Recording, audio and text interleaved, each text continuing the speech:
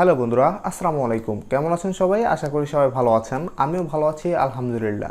বন্ধুরা, একটি মোবাইল ফোনের মধ্যে আইএমইআই নাম্বার কতটা গুরুত্বপূর্ণ ভূমিকা পালন করে এবং আইএমইআই নাম্বার রিপেয়ার করা যাবে কিনা এবং আইএমইআই নাম্বার না থাকলে একটি মোবাইলের কি সমস্যা হতে পারে এবং একটি মোবাইল ফোনের আইএমইআই নাম্বার দিয়ে আমরা কি করতে পারি। সো আজকের এই ভিডিওতে টোটালি আমি আপনাদের মাঝে এই বিষয়গুলো শেয়ার করতে যাচ্ছি। সো আপনারা যারা মোবাইল টেকনিশিয়ান আছেন, মোবাইল সফটওয়্যার রিলেটেড কাজগুলো করেন এবং আপনারা যারা নর্মাল মোবাইল ইউজার আছেন, আপনারা সকলেই আসলে পুরো ভিডিওটা মনোযোগ সহকারে দেখবেন, কারণ আজকের এই ভিডিওটা খুবই গুরুত্বপূর্ণ হতে চলেছে আপনাদের জন্য। সো আজকের এই ভিডিওতে আমি যে বিষয়গুলো আপনাদের মাঝে শেয়ার করব, এই বিষয়গুলো আসলে সবারই আসলে জানা প্রয়োজন। সো অবশ্যই পুরো ভিডিওটা আপনারা মনোযোগ সহকারে দেখবেন। সো বন্ধুরা, ইতিমধ্যে আপনারা দেখছেন এক স্মার্ট টেক ভিডিও, আপনাদের সাথে আছে আমি মোহাম্মদ আরিফ হোসেন। সো আপনারা যারা এখনও আমাদের চ্যানেলটি সাবস্ক্রাইব করেননি, প্লিজ চ্যানেলটি সাবস্ক্রাইব করে পাশে থাকা বেল বাটনে অল প্রেস করে রাখেন আমাদের চ্যানেলে নিয়মিত ভিডিও পাওয়ার জন্য। আর যারা মোবাইল ফ্ল্যাশিং এবং আনলকিংয়ের কাজ শিখতে চান, আপনারা অবশ্যই আমাদের চ্যানেলটি সাবস্ক্রাইব করে আমাদের সাথেই থাকতে পারেন। এর পাশাপাশি আপনারা যারা টেক রিলেটেড ভিডিও দেখতে পছন্দ করেন, অবশ্যই আপনারাও আমাদের চ্যানেলটি সাবস্ক্রাইব করে আমাদের সাথেই থাকতে পারেন। সো বন্ধুরা, চলুন তাহলে আর কথা বাড়াচ্ছি না, আমরা চলে যাই আমাদের মূল ভিডিওতে।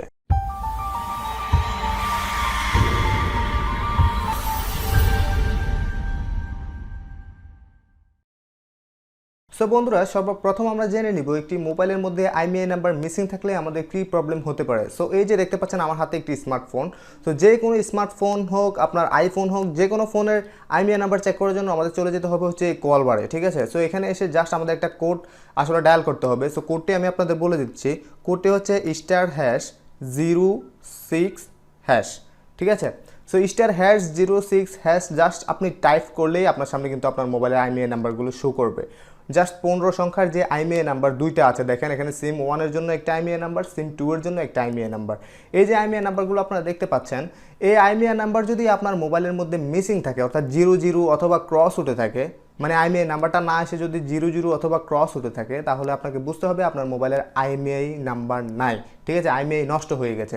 সো এক্ষেত্রে আমাদের যে প্রবলেমটা হতে পারে, আমাদের মোবাইলের টোটালি আসলে নেটওয়ার্ক থাকবে না। এই যে দেখতে পাচ্ছেন এখানে নেটওয়ার্ক বার আছে, হ্যাঁ, এই যে নেটওয়ার্ক বারে জাস্ট নো সার্ভিস উঠে থাকবে অথবা ইমার্জেন্সি কল উঠে থাকবে, কোনো ধরনের নেটওয়ার্ক কিন্তু আমাদের মোবাইলে থাকবে না। সো আশা করি আপনারা বুঝতে পেরেছেন, একটি মোবাইলের মধ্যে যদি আইএমইআই নাম্বার নষ্ট হয়ে যায় অথবা আইএমইআই নাম্বার যদি চলে যায়, তাহলে সেক্ষেত্রে আমাদের মোবাইল ফোনের মধ্যে কোনো ধরনের নেটওয়ার্ক কিন্তু থাকবে না। এবং এই আইএমইআই নাম্বার দ্বারা আমরা কি করতে পারি? সো আমরা যারা সাধারণ মোবাইল ফোন ইউজার আছি, আমরা আসলে কি করতে পারি এই আইএমইআই নাম্বারটা দ্বারা, ঠিক আছে। সো আমরা যারা মোবাইল ফোন ইউজার আছি, আমাদের মোবাইল ফোনের মধ্যে কিন্তু এখন বর্তমানে প্রচুর পরিমাণ ডকুমেন্টস থাকে, মানে গুরুত্বপূর্ণ অনেক ডকুমেন্টস থাকে। তারপরে আমরা যে মোবাইল ফোনগুলো ইউজ করি, বর্তমানে অনেক দামি ফোন কিন্তু আমরা ইউজ করি। বর্তমানে কিন্তু 20,000 টাকার ওপরে কিন্তু মোবাইল ফোন ইউজ করা হয় বেশি, ঠিক আছে।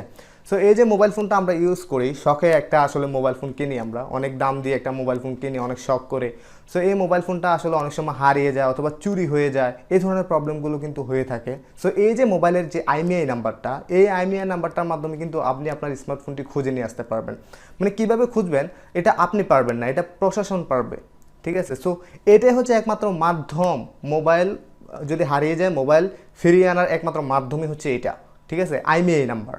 আপনার মোবাইলটা যদি হারিয়ে যায় অথবা চুরি হয়ে যায়, আইএমইআই নাম্বারটা দিয়ে যদি আপনি থানার মধ্যে একটা জিডি করে রাখেন, তাহলে এই মোবাইল কেউ ইউজ করতে পারবে না। অর্থাৎ এই মোবাইলের মধ্যে যখনই সিম লাগিয়ে যখনই মোবাইলটি ইউজ করা মানে ওপেন করা হবে, সাথে সাথে মানে একেবারে ধরে ফেলবে, মানে মোবাইলটি কোথায় আছে, কার কাছে আছে না কি আছে, সব কিছু আসলে টোটালি বের করতে পারবে এই আইএমইআই নাম্বারের মাধ্যমে। সো আপনার হাতের স্মার্টফোনটি যদি হারিয়ে যায় এবং সেটা যদি অনেক দামি হয় এবং এটার মধ্যে যদি আপনার গুরুত্বপূর্ণ ডকুমেন্ট থেকে থাকে, তাহলে আপনি যদি এই আইএমইআই নাম্বারটা দিয়ে থানার মধ্যে একটা জিডি করে রাখেন, তাহলে ওই মোবাইলের মধ্যে থাকা যত লক আছে, বিভিন্ন প্যাটার্ন লক, তারপরে আপনার পিন লক, পাসওয়ার্ড, তারপরে বিভিন্ন ধরনের গুগল অ্যাকাউন্ট লক, এই যে এমআই ফোনের জন্য এমআই ক্লাউড, তারপরে আপনার আইফোনের জন্য হচ্ছে আইক্লাউড, এই ধরনের যে লকগুলো আছে, এই লকগুলো যদি কোনো টেকনিশিয়ান, অর্থাৎ যারা সফটওয়্যার রিলেটেড কাজগুলো করে, কোনো টেকনিশিয়ান যদি আপনার ওই ফোনের লকগুলো আসলে বাইপাস করে অথবা রিসেট করে, তাহলে সেক্ষেত্রে কিন্তু সে ফেসে যাবে।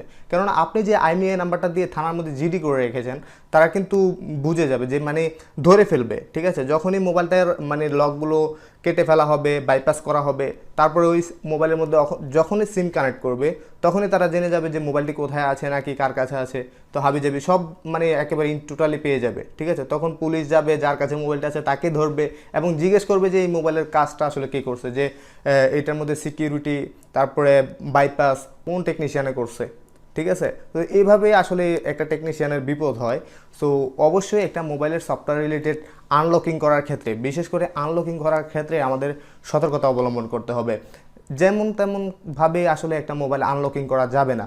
পর্যাপ্ত পরিমাণ ডকুমেন্ট নিয়ে তারপরে আপনারা মোবাইল আনলক এবং বাইপাসগুলো করবেন, তাহলে কোনো ধরনের প্রবলেম হবে না। আর যদি আপনি আন্দাজে আনলক করে দেন, বাইপাস করে দেন, তাহলে সেক্ষেত্রে কিন্তু আপনার প্রবলেম হওয়ার একটা সম্ভাবনা থাকবে। তো এখন আমরা আসি আইএমইআই নাম্বার রিপেয়ার করা যাবে কিনা। কোনো মোবাইলের মধ্যে যদি আইএমইআই নাম্বার না থাকে তাহলে সেক্ষেত্রে কিন্তু আমাদের মোবাইলের টোটালি নেটওয়ার্ক থাকবে না। তাহলে আমাদের মোবাইল যদি নেটওয়ার্ক না থাকে, মোবাইলে যদি নেটওয়ার্ক না থাকে, তাহলে আমরা মোবাইল ফোন আসলে ইউজ করব কীভাবে? সো অবশ্যই আইএমইআই নাম্বার নষ্ট হয়ে গেলে ওই আইএমইআই নাম্বার আবার আমাদের ঠিক করতে হবে। সো ঠিক করার জন্য আমরা যাব কোথায়? অবশ্যই একটা টেকনিশিয়ানের কাছে যাব। সো ওই টেকনিশিয়ান আসলে আমাদের আইএমইআই নাম্বারটা আসলে রিপেয়ার করতে পারবে কিনা। অবশ্যই আইএমইআই নাম্বার রিপেয়ার করা যাবে যদি মোবাইলটি আপনার হয়ে থাকে। মানে আমি একজন টেকনিশিয়ানের কথা বলতেছি, যে টেকনিশিয়ান আসলে আপনার মোবাইলটির কাজ করবে সে অবশ্যই আপনার থেকে পর্যাপ্ত পরিমাণ ডকুমেন্ট নেবে যে মোবাইলটা আসলে আপনার কিনা, ঠিক আছে।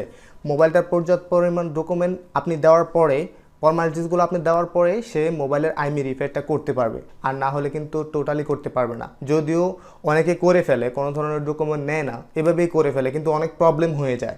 এই পর্যন্ত অনেক প্রবলেম হয়েছে। এই যে মোবাইল সফটওয়্যার রিলেটেড কাজগুলো আমরা করি, মোবাইল ফ্ল্যাশিং, আনলকিং, এগুলো কিন্তু টোটালি সরকার অবৈধ ঘোষণা করেছেন। কেননা এই যে আইএমইআই রিপেয়ারের কারণে কোনো এভিডেন্স না নিয়ে, কোনো ডকুমেন্ট না নিয়ে হুটহাট করে আইএমইআই চেঞ্জ অথবা আইএমইআই রিপেয়ার করা, এই ধরনের কাজ করা কিন্তু আমাদের অপরাধ। এটা কিন্তু করা যাবে না। ইললিগেলি কোনোভাবে আইএমইআই রিপেয়ার করা যাবে না, অবশ্যই লিগেলি রিপেয়ার করতে হবে। আপনার কাছে যদি একটা মোবাইল নিয়ে আসে কেউ আইএমইআই রিপেয়ার করে দেওয়ার জন্য, অবশ্যই আপনাকে আগে জানতে হবে মোবাইলটি তার কিনা, মোবাইলটির প্রকৃত মালিক সেই কিনা। অবশ্যই এটা আপনাকে জানতে হবে। পর্যাপ্ত পরিমাণ ডকুমেন্ট নিয়ে তারপরে মোবাইলটার কাজ করতে হবে। অন্যথায় যদি আপনি মোবাইলটির আইএমইআই রিপেয়ার করে দেন, তাহলে ওই মোবাইলের যদি ওই আইএমইআই দিয়ে, আগের আইএমইআই দিয়ে যদি কেউ যদি মোবাইলের যে প্রকৃত মালিক সে যদি থানার মধ্যে জিডি করে রাখে, তাহলে সেক্ষেত্রে কিন্তু আপনি অবশ্যই আপনার বিপদ হবে। সো তাই বলতেছি, একটি মোবাইলের আইএমইআই এবং আনলক এবং বাইপাস, ঠিক আছে, আইক্লাউড, এমআই ক্লাউড, এই ধরনের লকগুলো বাইপাস করার ক্ষেত্রে অবশ্যই পর্যাপ্ত পরিমাণ ডকুমেন্ট নিয়ে তারপর কাজটা করবেন, অন্যথায় আপনারা কাজ করবেন না। সো আমি আশা করি প্রত্যেকটা টেকনিশিয়ান যদি এইভাবে কাজ করে, তাহলে আমাদের দেশ থেকে কোনো ধরনের মোবাইল চুরি, ঠিক আছে, মোবাইল চুরি অথবা ছিনতাই, এই ধরনের ইয়েগুলো হবে না। যে অনেক সময় দেখা যায় রাস্তার মধ্যে দাঁড় করে মোবাইল নিয়ে নেয়, এই ধরনের ইয়েগুলো হবে না, কাজগুলো হবে না। কারণ যে নিবে সে আসলে জানে যে মোবাইল নিয়ে লাভ কী। কোনো টেকনিশিয়ান তো আসলে লক খুলে দেবে না, আইএমইআই রিপেয়ার করে দিবে না, বাইপাস করে দিবে না, তাহলে আমরা মোবাইলটা নিয়ে করবো কি, ঠিক না? সো অবশ্যই এই ধরনের কাজগুলো করা থেকে আমাদের বিরত থাকতে হবে। অবশ্যই পর্যাপ্ত পরিমাণ ডকুমেন্ট নিতে হবে। মোবাইলটার প্রকৃত মালিক যে, তার থেকে ডকুমেন্ট নিয়ে তারপরে এইসব আনলক এবং বাইপাস এবং আইএমইআই রিপেয়ার, এই ধরনের কাজগুলো করতে হবে। হুটহাট করে কোনো মোবাইলের সফটওয়্যার রিলেটেড কাজ করতে যাবেন না। বন্ধুরা, আশা করি আপনারা বুঝতে পেরেছেন। সো এই ধরনের এই যে কথাগুলো আজকে আপনাদের মাঝে শেয়ার করলাম, এগুলো কোনো টিউটোরিয়ালে আসলে শেয়ার করা যায় না, যে কারণে আসলে আলাদাভাবে একটা ভিডিও তৈরি করে আপনাদের মাঝে আমি এই কথাগুলো আসলে শেয়ার করলাম। সো এই ভিডিওটা থেকে আপনারা যদি বিন্দুমাত্র উপকৃত হয়ে থাকেন, তাহলে অবশ্যই এই ভিডিওটিতে একটা লাইক আর অবশ্যই আমাদের চ্যানেলটি সাবস্ক্রাইব করে আমাদের সাথেই থাকবেন। সো বন্ধুরা, সবাই ভালো এবং সুস্থ থাকবেন। সো দেখা হবে সামনে নেক্সট ভিডিওতে। সো আজকের ভিডিও এই পর্যন্তই। সো সবাই ভালো থাকবেন। আল্লাহ হাফেজ।